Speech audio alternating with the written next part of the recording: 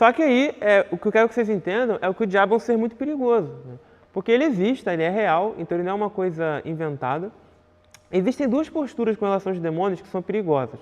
Que é aquele camarada que supervaloriza os demônios, tudo é o diabo, né? Tudo que caiu, queimou uma luz aí, foi o Satanás, né? Não sei se foi o Satanás, às vezes a luz só queimou. Então tudo é o diabo, tudo que acontece é o diabo. Né? E tem aquela pessoa que nada que acontece é o diabo, né? Parece que o diabo não existe, parece que não existem demônios, parece que não existem coisas que podem acontecer. Então a gente precisa ter esse cuidado, tá? A gente precisa entender que existe sim Satanás, né? Ele é perigoso. Ele é tão perigoso que na carta aos Tessalonicenses, Paulo vai dizer, eu queria ter estado com vocês, mas o Satanás me impediu. Olha o nível do perigo desse negócio. Ele queria ter ido lá visitar os irmãos, mas foi impedido pelo diabo. Então a gente tem que entender que o diabo é um ser perigoso. Agora, a gente tem que entender também, né, que Deus é muito maior do que tudo isso. Tá? Então, a gente precisa se alicerçar em Deus, buscar realmente se fortalecer em Cristo para conseguir resistir a Ele. Então, cuidado. O diabo é perigoso, o diabo usa pessoas, o diabo pode acabar, se o crente não vigiar, influenciando as atitudes dele. Quando Paulo fala aos Efésios, para não dar lugar ao diabo, ele está falando com crentes, né? A gente tem que lembrar disso. Ele está falando com cristãos. Então, existe esse perigo, sim, de a gente acabar sendo levado nesse caminho. Então, a gente precisa ter esse cuidado ao ler o texto bíblico e a entender tudo o que está acontecendo. Então, primeiro ponto, o diabo ele é um ser perigoso, tá?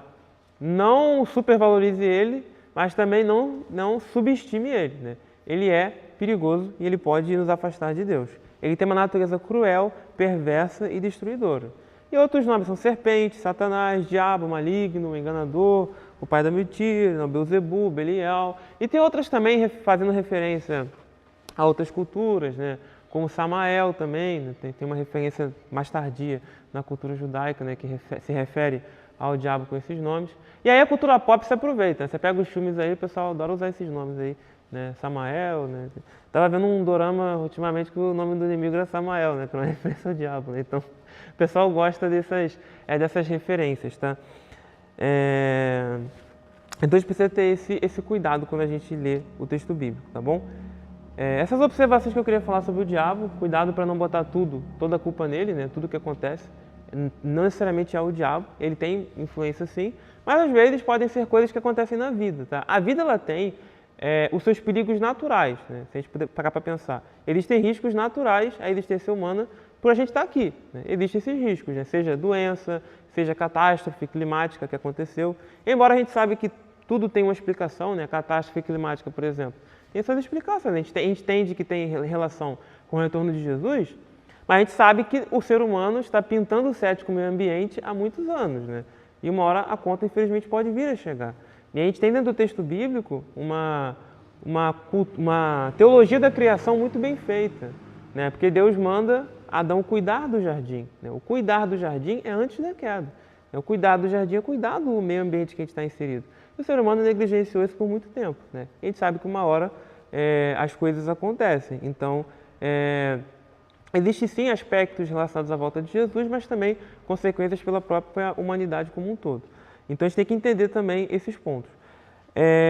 Mas existe também a atuação do diabo, né? Existe coisa que pode ser o diabo também que faz. Agora, cuidado com as invencionices, né?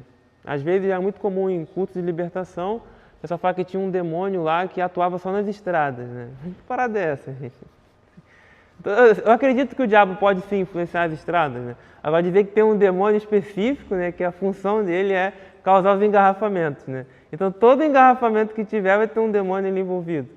Isso aí é uma coisa muito absurda, pessoal. Então, claro, a gente acredita sim que o diabo pode influenciar de certa forma uma pessoa ali, usar uma pessoa e essa pessoa beber e ela pegar um carro alucinada e fazer um acidente. Pode acontecer, obviamente. Agora, tudo que acontece na estrada é o diabo, né? Aí o crente está mexendo no telefone ali no meio, dirigindo, aí bateu com o carro. Foi o Satanás? Não foi o Satanás, né? Você não é para mexer dirigir o seu veículo futucando o telefone, mandando mensagem para os outros, né? Por favor. Então, cuidado com isso. Existe a imprudência, existem nossos erros e existe o diabo.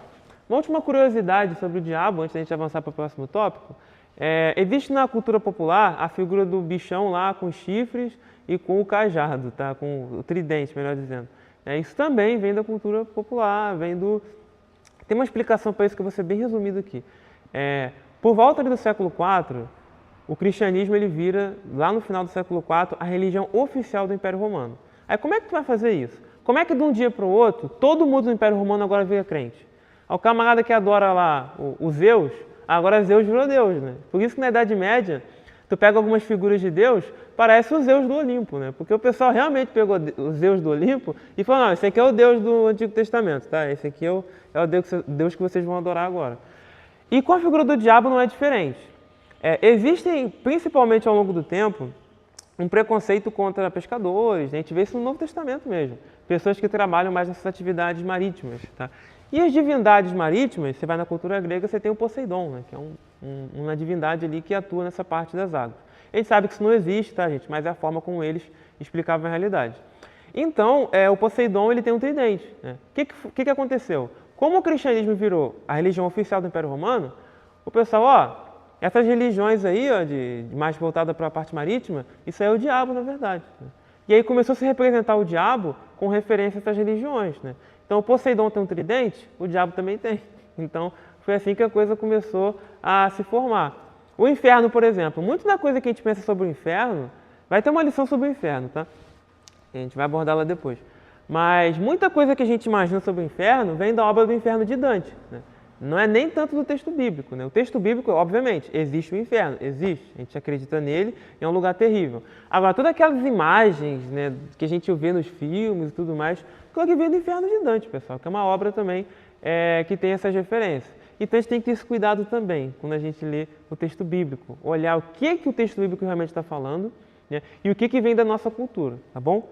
Então, o diabo, é o que a gente acredita que ele é muito feio, que ele é cruel, mas a gente não sabe se ele realmente tem essa aparência aí, com tridente, com chifre, né? Isso aí é uma coisa que vem muito mais da cultura, se populariza até os dias de hoje, mas a gente não sabe se ele é assim de fato.